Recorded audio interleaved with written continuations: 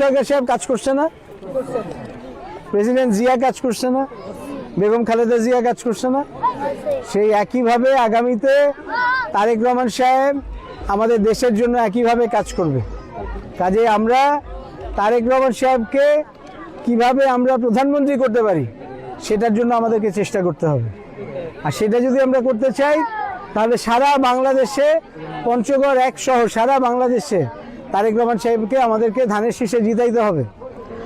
Family কার্ডের কথা নাজমা যেটা বললো, এটা বয়স্ক যাদের সবচেয়ে বেশি প্রয়োজন, যাদের টাকা পয়সা নাই, তাদের জন্য এটা সবচেয়ে আগে দেওয়া হবে।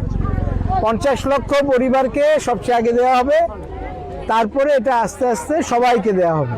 কিন্তু প্রথমে 50 লক্ষ পরিবারকে দেওয়া হবে, যাদের সবচেয়ে বেশি দরকার তাদেরকে আগে দেওয়া হবে। এটা 2 থেকে 2500 টাকা, 2000 থেকে 2500 টাকা, অথবা সমান পরিমাণ খাবার প্রস্তুত, মানে চাল ডাল এসব আর কি। এটা কিন্তু সবচেয়ে বেশি যার দরকার এটা তাকে আগে দেওয়া হবে তারপরে। আর এটা হচ্ছে নারীরা, এটা মেয়েদের জন্যই, এটা মেয়েরা সবাই জেনে গেছে, জানেন না? ফ্যামিলি কার্ড শুনছেন তো, এটা যে মেয়েদের জন্য, এটা জানেন তো? এটা হ্যাঁ, এটা সবাই এখন জানে, এটা আর বলা দরকার নেই। কিন্তু আমি আপনাদেরকে এইটুকু বলে দিলাম, আমাদের জন্য যেটা দরকার এইবার আমরা তারেক রহমান সাহেবকে কিভাবে আমরা প্রধানমন্ত্রী করতে পারি এইটা আমাদের চিন্তা করে ভোটটা ঠিক মতন দিতে হবে। আপনার ভজনপুরে তো আপনারা বললেন, বলার দরকার নেই।